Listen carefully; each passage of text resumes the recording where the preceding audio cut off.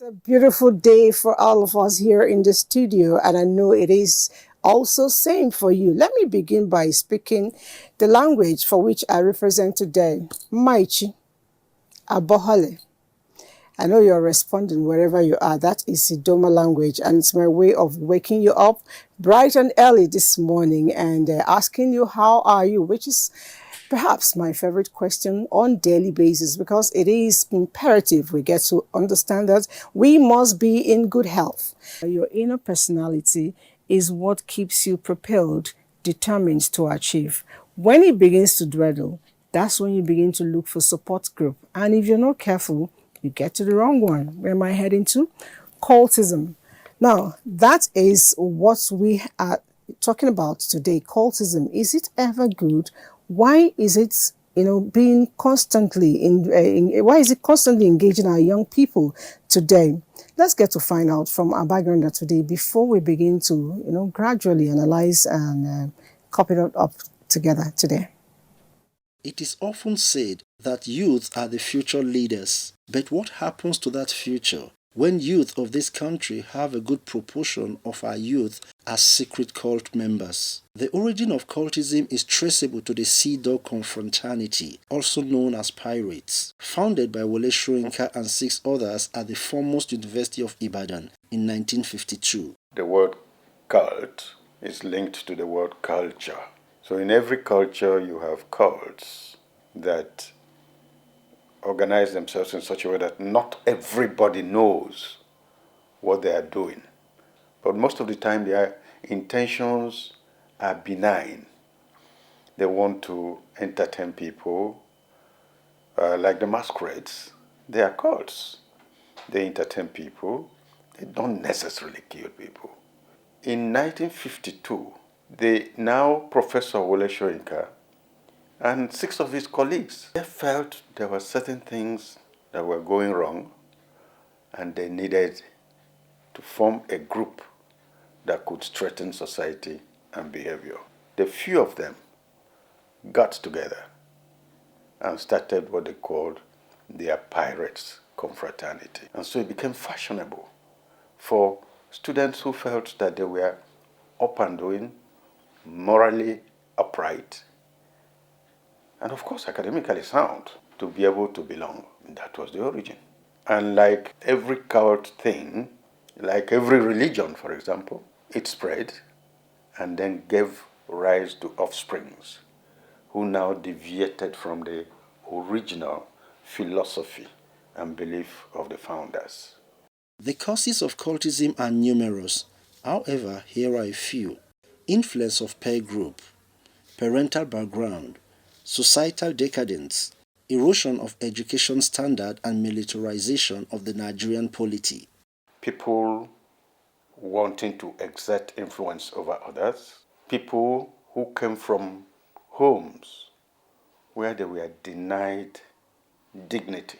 They now come to a place where they can import some dignity and put on themselves and impose themselves on their classmates.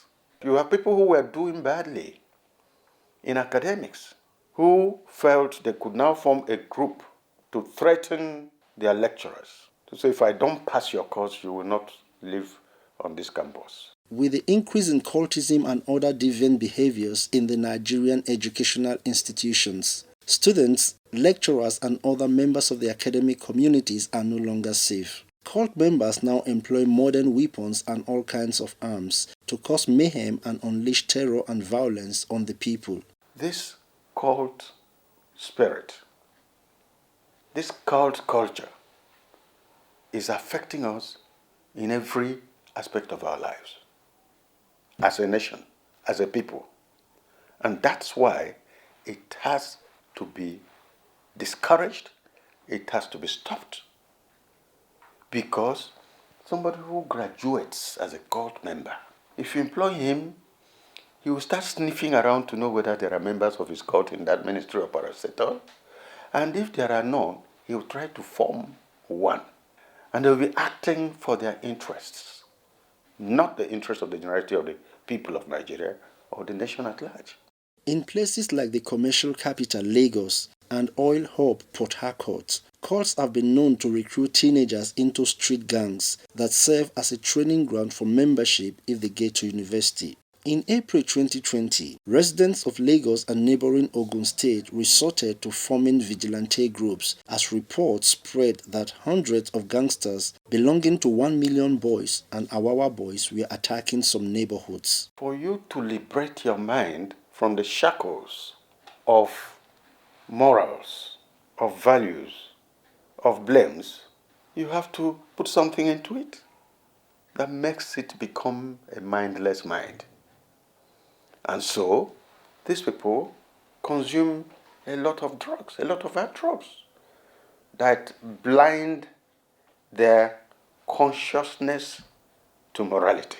These secret societies are banned in Nigeria, and hundreds of members have been arrested and prosecuted over the years. Nevertheless, they continue to operate, especially in university campuses where they still attract new members. Therefore, all hands must be on deck towards curbing this threat. We need to educate our children about behavior, about ethics, about values, and about even our culture, so that they don't go and imbibe foreign culture and cults. The church, the mosques, the imams, the priests should play their part. The schools should play theirs. Most importantly, at the tertiary education level, we must review some things. Our focus on Weekend Deal today will be on cultism from infancy to adulthood.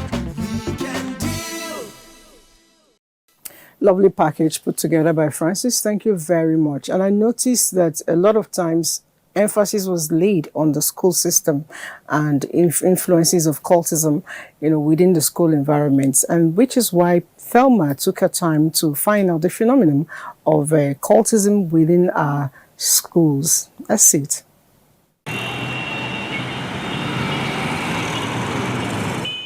It devastates the society, eating into the very fabric of its essence. It negatively impacts our educational institutions at all levels. Cultism clearly shows that it is, a phenomenon that is abhorred by the society. And the impact has actually been very drastic on members and also non-members.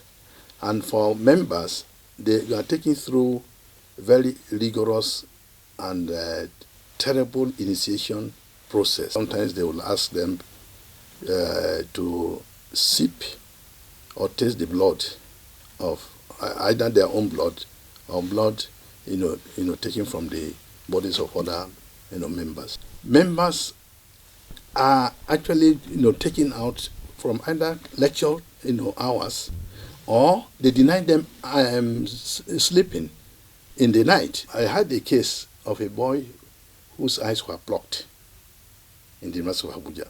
And the fact that some of them also die, either in the process of initiation or they go to meet challenges in the course of their membership. It does seem to be a never-ending conflict. Define solutions.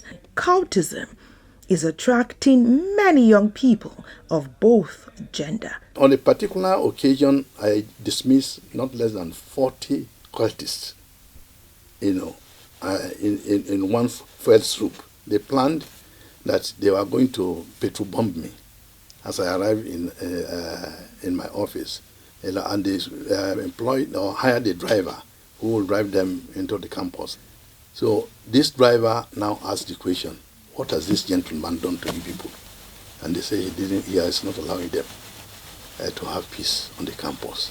And since, he has made life difficult for them, they will also, one way or the other, make life difficult for him, if it is not possible to eliminate him. And that was their decision. So the gentleman who was the hired driver now came, told my chief security officer. He didn't even tell me. He also now went and told the divisional police officer in Wawalada. And that was how they were able to, organize. They called me in the morning as I was just getting ready to go to the office. Where was I? I said I was just about leaving the house. Go through the ministry before coming to the office, Ministry of Education before coming to the office. He said, please just stay wherever you are until we ask you to come in. And it took about another 2 hours before they now phoned me to say, the coast was clear. Let's talk about the family. With values lost and clear directions for right and wrong blurry for some youths, it is normal to wonder, is all hope now lost? The father and the mother, they fight, bullying themselves in the house. The children, sit down and they look at their parents. There's no love. And that psychologically, destroys, the equanimity of the children. They are on drugs. They are alcoholic all the time, and they do not fear anybody. In fact, if their parents should even try to discipline them, they will, stand up to their parents. We also require parents to watch out for their words. What kind of friends? Usually friends they are part of the network. If you know them, you know their character, you know their capabilities. When the society is affected to the point where hardly anyone can feel safe, even in our homes, study solutions give credence to the fact that all may not be lost. Parents, schools, leaders, and clerics. Nobody, should say, oh, no, it's not my child. I want to also use this avenue to call on all FCT residents on the importance of paying attention to their vicinity, their environment. Every suspicious movement you find, everything, if you have a certain thing within your vicinity that is always in a particular format and you find something different about it, call the police. There is no better time than now to let this phrase resonate. If you see something, when you see something, hurry up, say something. Definitely. If you see something, whenever you see it, don't wait. We should respond, because the truth is, you may think your child is not a cultist, but at the end of the day, activities of cultism will affect your family one way or the other. So it's better we speak up. But then, let's go down memory lane and find out cultism. How did it all start in Nigeria? I'm told Ibadan has the story, and somehow Ibadan is linked to it. Let's go there. Youth violence on campuses of tertiary institutions have increasingly become a worrisome scenario for tertiary and secondary school administrators, governments, and members of the civil society. Increased use of violent methodologies to resolve conflicts are often common to youths in every situation. Institutions and the society have witnessed unprecedented violent behaviors occasioned by students' involvement in campus cultism. The avowed aim of every cult is to dominate its immediate environment and make life uncomfortable for rival cult groups to thrive. Their method of operation are the same, whether those in the tertiary institutions or outside. Lately, even that's gone beyond the four walls of the university. So almost all the streets, major streets, do have different types of secret cults now. Peace on campus has been shattered by the activities of these cult groups to the development of violent behavior. Bloodletting arising from either murder or manslaughter has become pervasive. Hierarchy is an interesting thing in cultism. They tend to have a history with intimidation, threatening, killing, rape, arson, and robbery.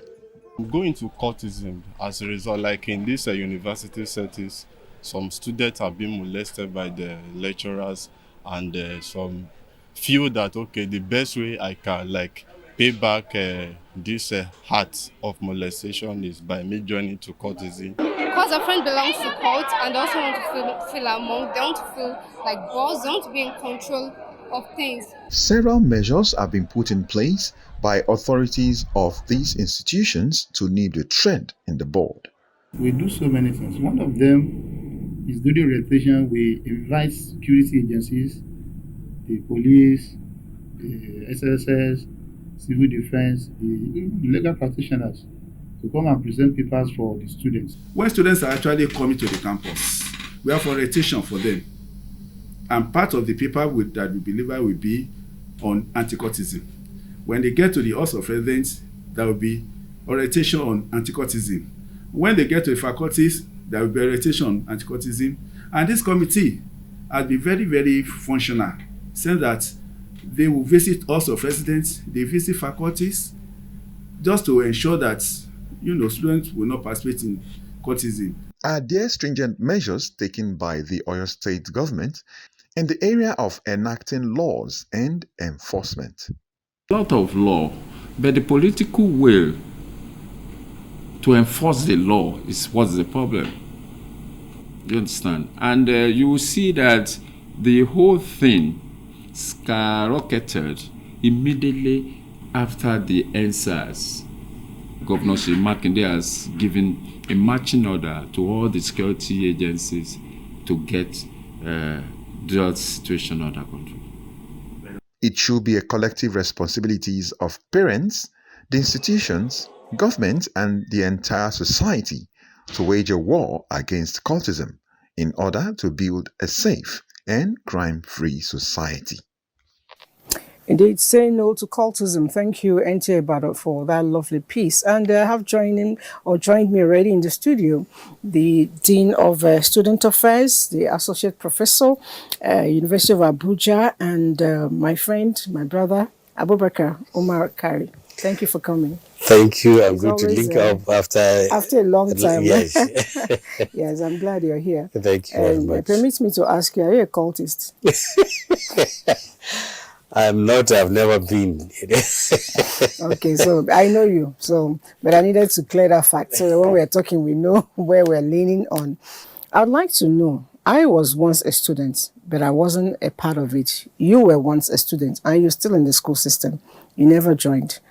What is the motivating factor? What pushes people into this? Well, cultism is a complex phenomenon. There are many factors, actually, and listening to erudite scholars and administrators now, they have ruled out many of them. Some are internal factors within the society itself. I think most of the factors can actually be located within society itself. People have talked about parenting, very poor parenting. We should also, very importantly, identify social, economic, and political factors. There is some kind of political economy in the recent phenomenon of cultism. People engage in it because it pays. They make pays? Some money. Yes, it does. It does. Really? Pay. Exactly. Where is the money coming from? Yes, several ways. One, they tax new members. They unleash them on society to go and commit crime and bring money. They offer themselves to be used by politicians, for instance. So politics, really? Politics itself. So cultism and thuggery go hand in hand. Yes, exactly. In fact, most of the so-called political talks in many parts of the country, including here in Abuja, are actually members of cult groups. So the issue is very, very complex. It also has to do with the climate of impunity that pervades in many institutions. School administrators usually are very lax or even indifferent if they themselves are not part of it. Unfortunately, cultism has been used over the years to stifle student unionism. Some school administrators, rather than allow unionism to thrive, they set students against themselves. They also use a call group to frighten genuine student leaders. So that's why I say the situation is very, very complex. But in most cases, it thrives because there are just too many incentives to it.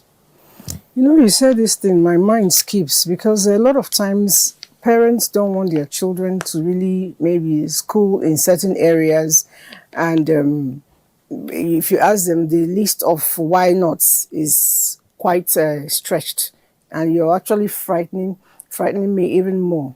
I know that you're the in charge of student affairs, the dean, and you relate with them one-on-one. It permits me to also, mention here that you were my daughter's lecturer, and right from when she was in school, I was already friends with you. So I know that you have, one-on-one attention with your students. How have you been able to cope and fare? Yeah, I think I'm a bit privileged, because I was once president of the student union. Yeah. And when I was president of the student union, that was when I started to realize the danger of cultism, because we found out that gradually the cultists were taking over our campus. They were becoming lords on their own. They were demanding for protection money for people to even stage events. They were waylaying students between the hostel areas and the classrooms and so on. So I had to decide that enough was enough. And luckily, we got assistance at that time from the police and the DSS. We carried out the raids because we were able to identify the major elements and their hides out. Most of them were not staying on the campus. I actually led the rest. The raid, even though we were supported by the police and the DSS. And at that time, we apprehended about 38 students.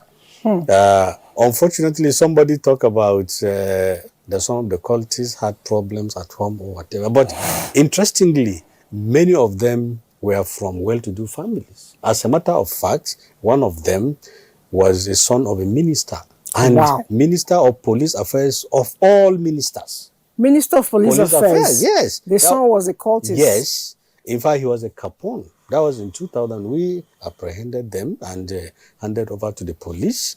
And that is also another problem. Cultism sometimes thrives because of lack of diligent prosecution.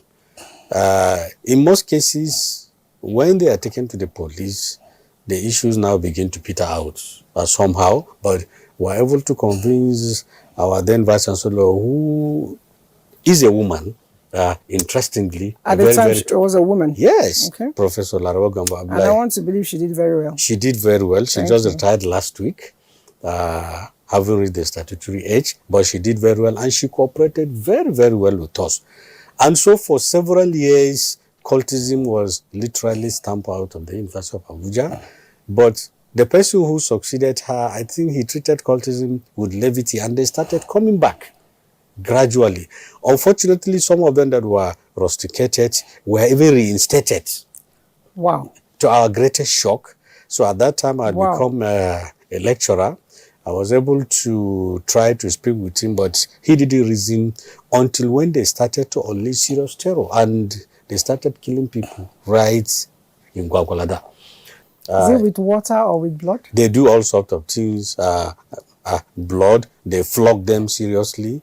They force them to take some concoction. Of course, they are extorted and made to pay. So as I was saying, in March 2024, few days before the lockdown, a combined team of our own university security, the police, the DSS, and the military apprehended about 45, well, I wouldn't say students, because later we found out it was only 27 of them that at least are our students inside the bush around Guaco. Guaco is one of the neighboring villages to our main campus, and initiation ceremony was taking place. I should be proud to say that we have a very robust intelligence network. Within your campus. Easily gather information about them. So I think the story was publicized, but 45 young men were apprehended, 27 of them, unfortunately, our students. So even now, we have been battling with cultism in University of Abuja. The only luck we have is that it's not as bad as in other higher institutions. And I think the major problem is the setup of Gwagwalada itself. I'm going to pause your thoughts there, show you a bit of something, put together by Charles Obike. It's still on the cultism and educational system. When we come back, we'll continue our discussion. Let's take that a bit. Pausing and reflecting on facts, tales, and stories associated with activities and impact of cultism in our schools and society at large require a retrospective attention. It's regrettable that cultism seems to have taken over most of our tertiary institutions. Last week, I was reading where over 100 cultists were allegedly rounded up in Lagos, and there have been killings on the streets of other states. That means there is a need for a national emergency against cultism in schools, because you can't imagine that our young ones have suddenly become killers, and some other ones have become victims in the process. The implication is very dear, and there is need for government and other relevant stakeholders to come together to find a way out of this unfortunate development. Significantly, the long-term effect of crises identifiable with cult activities in Nigeria has become a disconnect with the basic norms of a progressive civilization. Cultism has really gained much more momentum in the last 10 years. And if we look inwardly, a chunk of the blame, should go to the government. The parents themselves lack orientation. When you as a parent lack proper orientation, then you are not going to breed any other thing other than your replica. When you have kids, that are really engrossed in cultism, the first implication is that it triggers a bleak future. There is no country that can have a bright future, with kids that, were not properly brought up. Why will any child want to, go into cultism? Cultism to achieve what? Does it bother on academic excellence? Does it bother on management prowess? It amounts to nothing but criminality. Yeah, cultism in school in Nigeria it's very bad, and it's something that is raining everywhere. Every schools they are doing it, but I think so. Most of them thinks they are doing it to help themselves, to give them power, to obtain power, to intimidate lecturers. But to me, it endanger their life, because they are putting their lives in danger. So it's not really good for them. It's not advisable for any student or any child that is trained by that is coming from a good home to engage he or herself in courtesan. Is not good. You also look at the fact that we find people as young as 15 in universities. Yes, parents do forge the ages of their children because they want them to get into university or tertiary institutions early enough. And these individuals are not properly molded. And when they get into tertiary institutions, they simply buckle under peer pressure, peer influence, and become, involved in such a nefarious group. Achieving a sustainable education system and a socio-economic prosperity at all sectors, a practical framework and actions to tackle the activities and network of cultism need to be vigorously pursued. Yes, for me, we should employ the carrot and stick approach. We should offer amnesty to um, cultists generally to come forward. I think in one university in the South long ago, general amnesty was offered to cultists, and a whole lot of them came out, to renounce their membership of the various cult groups they belong to. And I think it's going to go a long way, but also for those who think that they have to continue in such organizations, when they are found out, they should be dealt with, not just by expulsion, but I think it is important that they are arraigned properly, and if found guilty, should serve jail time to serve as deterrent to others. The responsibility and concern to put an end to varied tentacles of cultism remain a critical task for all. It's sad. It's sad. And while that feature was going on, my guest, Professor Omar Kari, dropped a bombshell for me. And I think you should repeat what you said. Yeah, and I think the point was actually raised by a young lady among those that interviewed. He said cultism is now everywhere. It's like a vogue. You can find it in most schools. Unfortunately, within the Federal Capital Territory, in some primary and secondary schools, particularly around Buhari Area Council, Duse, Kubwa, and the rest of them, cultism thrives. And one of the major problems we have at the University of Abuja is our location. Gwagwalada, unfortunately, as a town, has become a breeding ground for cultists. There are so many jobless youth. There are so many people who have migrated, who used to be cultists in their former schools.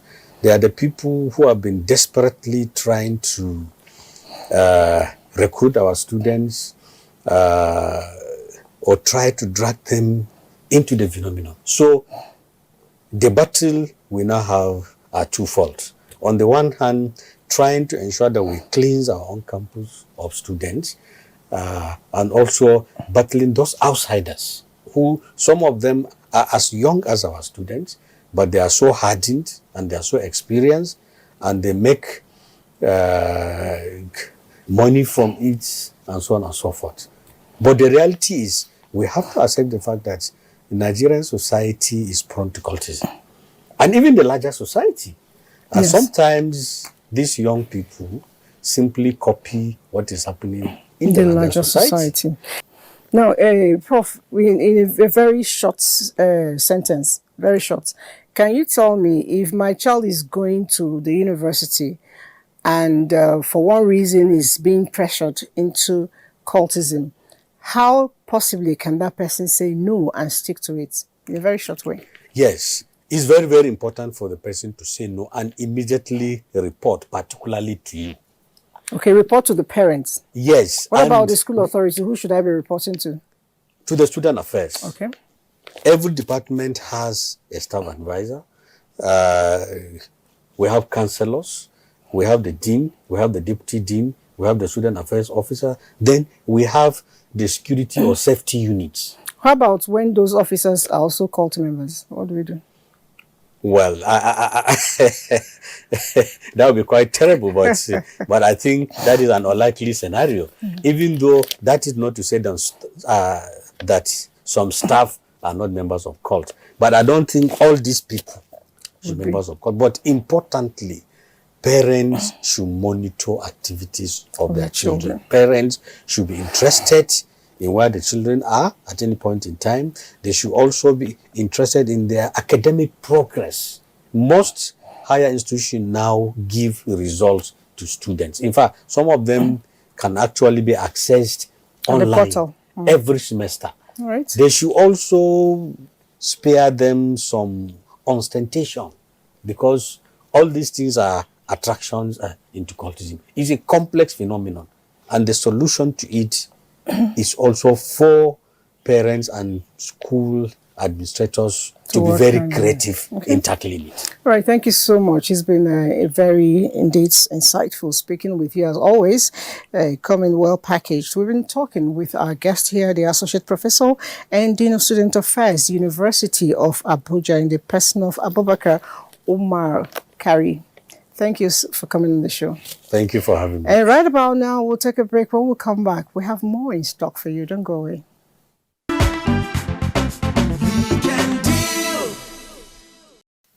All right, still Weekend Deal, and we are still speaking issues affecting us around our academic environment for today. We'll still be extending it, to the larger society, but today our focus will be on the educational system. It is cultism.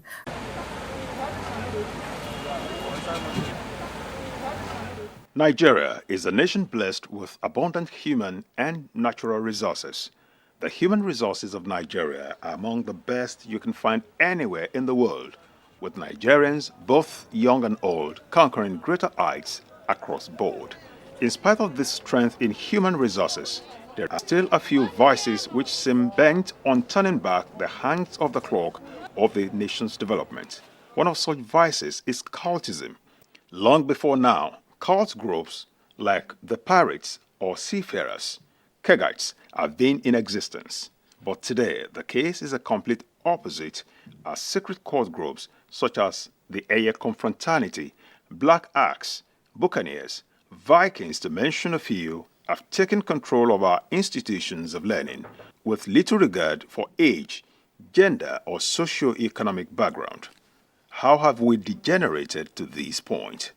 There is corruption in the society that is openly displayed in other areas.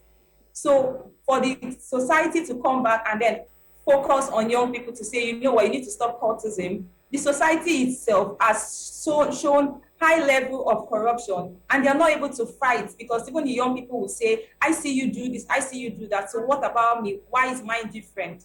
Cultists and cult group members have in recent times become rather brazen in their activities, unleashing terror not just within the walls of our institutions of learning, but even on our streets, as has been witnessed especially in the Bariga, Ikorodu, and other areas of Lagos, bringing with it wanton destruction of properties and loss of lives.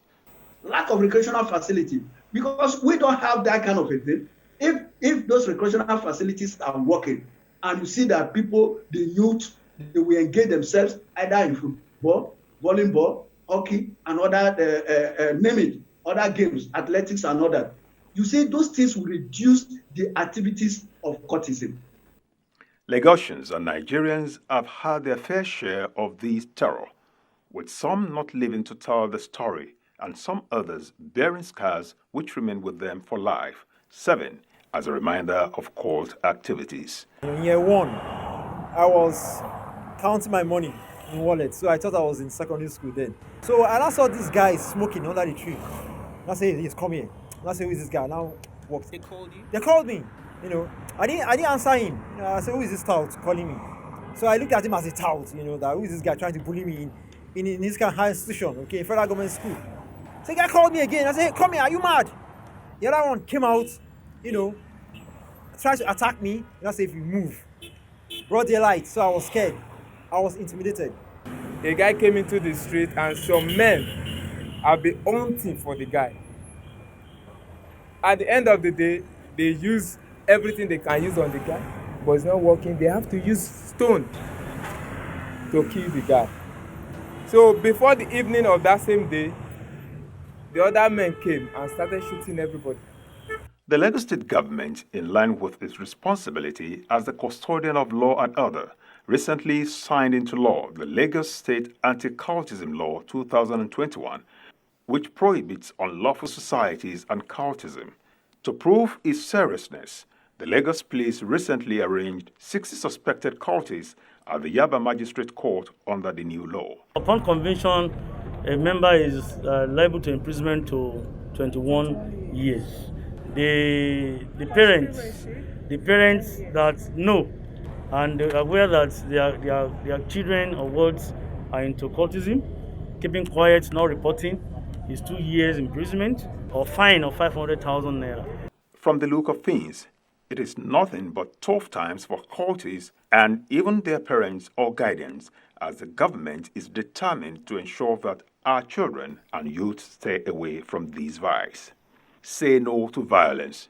Say no to cultism.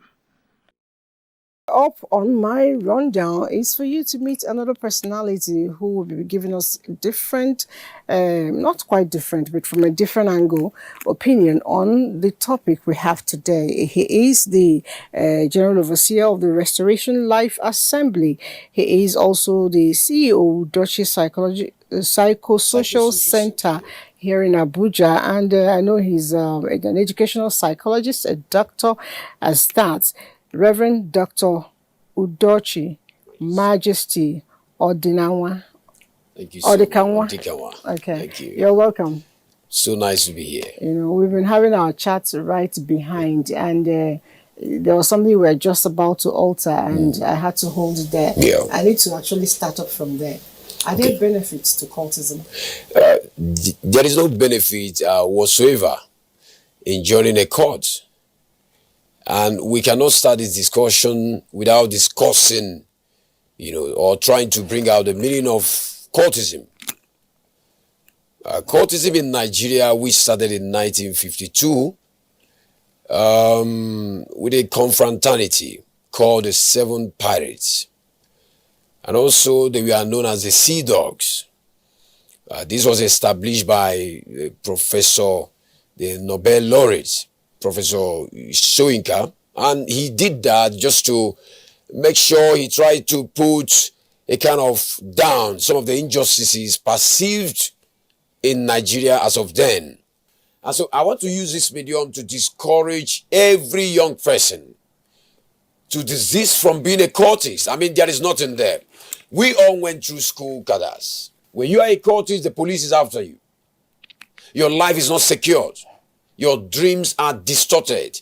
You are not psychologically coherent. Where you can fit in is all only as a political talk. Dark areas. Dark areas of life. A lot of times we have heard, you're an expert in psychology and educational psychology as that. I mean, you quite have great knowledge with school and school system. I've often heard about withdrawal syndrome, overexuberance. Yes. Those things can happen. And when it's like sharply happening to a child, could it be a sign? What kind of sign is that? Not all withdrawal syndromes are motivated by cultism. There are so many withdrawal syndromes that are caused by environmental factors. Factors that has to do with the parents of the person involved. Probably there is a dislocation in the marriage covenant of the mother and the father. And this has affected this person or personality emotionally. And you see them beginning to withdraw and begin to ponder, philosophize about life, philosophize about relationship. Somebody came for counseling. This is in church right now. Somebody came for counseling the other time, not directly to me, but to my wife, and said, when my wife was praying for her, my wife said, "You will marry in Jesus' name." And the lady said, "No, ma, I don't want to marry." I said, "Come on." I said, "You are going to marry." He said, "Mommy, sorry, I don't want to marry." And this is a young lady. She put a question and said, "Why don't you want to marry?" He said, "Because I have seen the relationship between my father and my mother. There is a total psychological disequilibrium going on right now between the two of them. And my mother is contemplating of suicide. And I've seen my father hit my mother so hard, as if he's punching, a bag of, rice or something. And so because of that, this lady has been psychologically wounded. And she has presumed that every man she sees on the street is a batterer, a beater. And so because of that, she said no. And so some of these things are not only motivated, right, by this person wants to join a cult. So let's look at what is happening in the home. What are some of the environmental factors? What are some of the psychosocial factors? We look at that psychosocially. And then we go into counseling, calling the person and say, what's your problem? Just interact with the person, don't bully. Because if you bully, they are going to withdraw information. And in psychology, that's what we call psychology of ventilation. You allow people to ventilate, pour out their minds before you come in. Because if you don't do, you are going to bottle it up, and there is going to be explosiveness of behavioral traits that will in turn decimate every member of the family, bringing disunity, bringing all kinds of chaos and all that.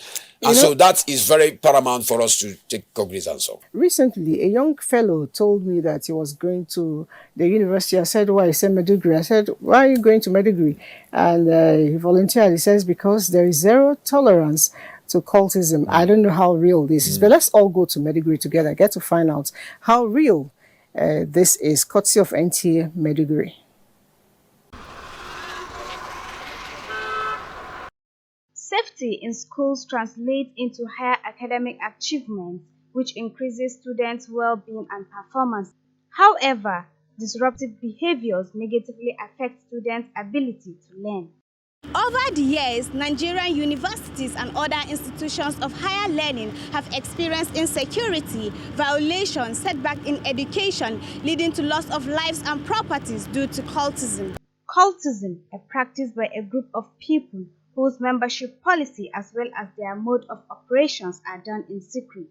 The issue of cultism is a national one. By federal government law, it is something that is completely illegal, so it's intolerable. It is something that can lead even to the dismissal of students from the university. We have a kind of synergy between the university and other security agencies. As such, all this work towards not only cultism, but any form of crime. The university does not tolerate such things. We have a very strategic and very viable plans to do away with cultism, and we have been putting efforts on ground. One of the efforts we are currently working on, we establish a information flow. It is only when you get the information among the students, thereby you can get into the root. When His Excellency Professor Wagana Omar Zulum assumed office, he inculcated discipline into, especially not only at the higher institution, but even in the state, where he provided a platform for our morals, especially the good cultures are inculcated into the students. So with that, the tertiary institution also key into it, and then ensure that there's discipline in the tertiary institution. Despite security challenges Borno State is faced with, there is relative peace in tertiary institutions within the state. We do not have any reports, we do not have any incidents of cultism in Borno State for now. 2019, where the army of Operation Lafia Dole arrested 18 to 19 cultist members behind a hotel in Abuja, Sheraton, Maiduguri. And when they were interviewed, they said they were students of Unimed and Ramat Polytechnic. And since then, nothing of such. We have never experienced this. We have been following step by step in case of any occurrence of such in our schools. We don't allow any movement of students in the night out of their dormitories. A safe learning environment is a significant factor for effective teaching and learning process. The best way to be able to trim the wings of a bird is to start cutting it at a very early stage.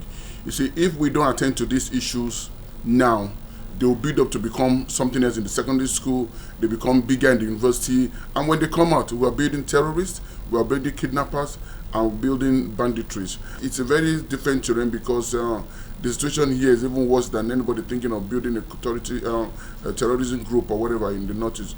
But I think we should, as parents, see how we contain our children. The kind of friends your children move with, the kind of clothes they wear. The truth about it is that every child belongs to every parent, and every parents have the right to caution any child when you're not properly dressed or moving with the wrong people.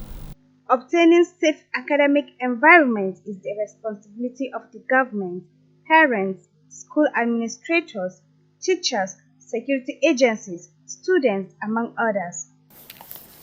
Okay, so I was listening to that man, and he made a good reference point for me. How do we begin to forge a way forward to eradicate this completely, or at least maybe to a very large extent ameliorate, the situation?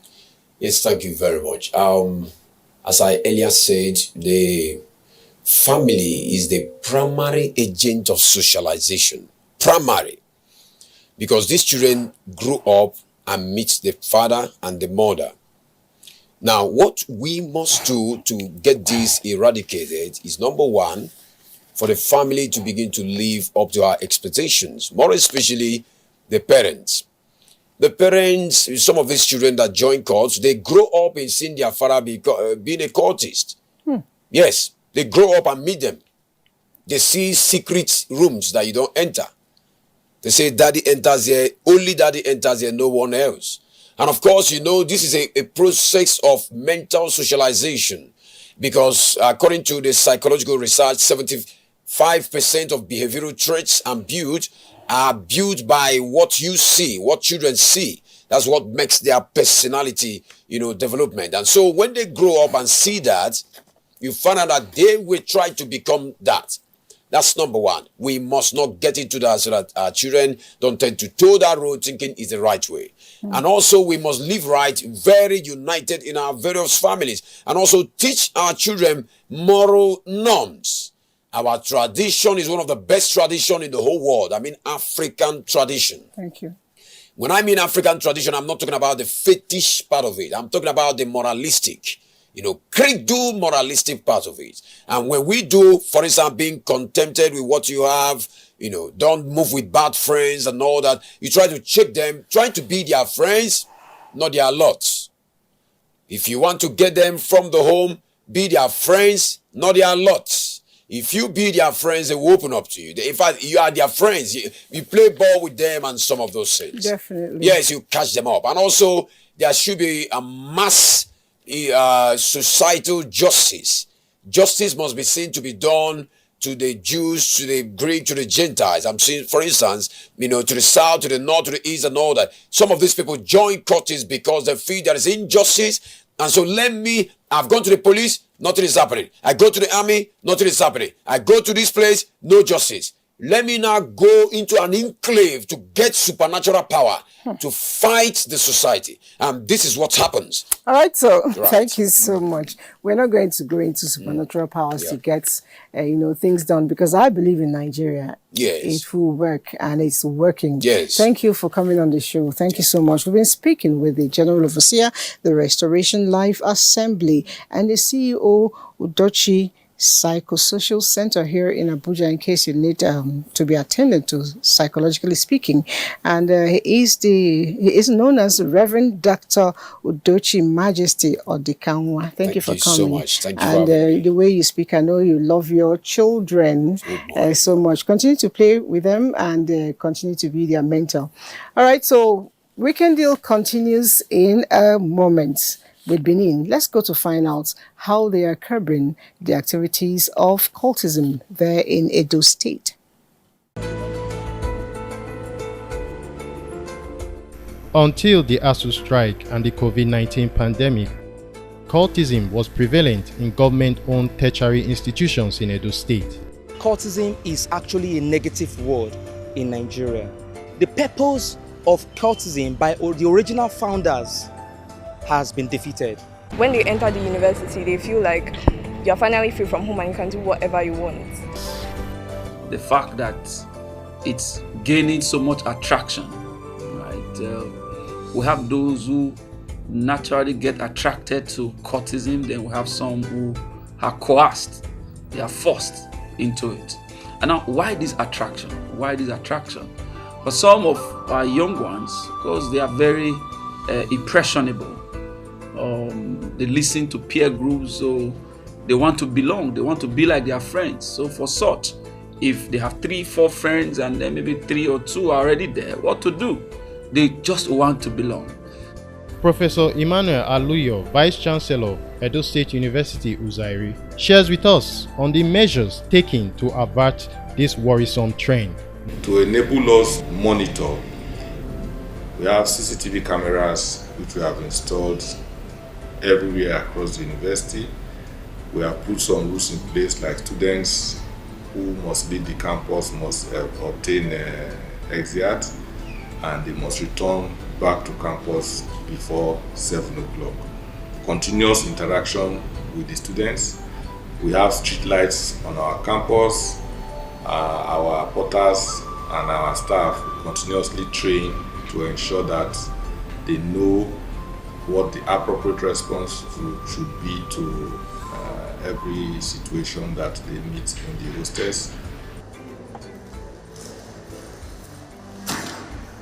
Measures were put in place to forestall incidents of cultism includes just about 3 I will discuss.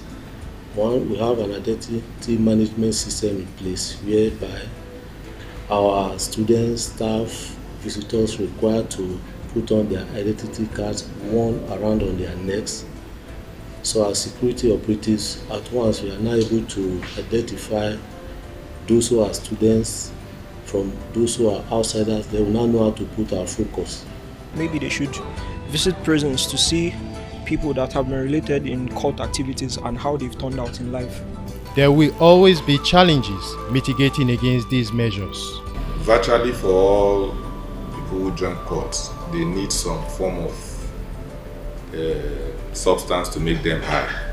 So again, we decided that any student, for whatever reason, that is found with Indian hemp or any hard substance is expelled.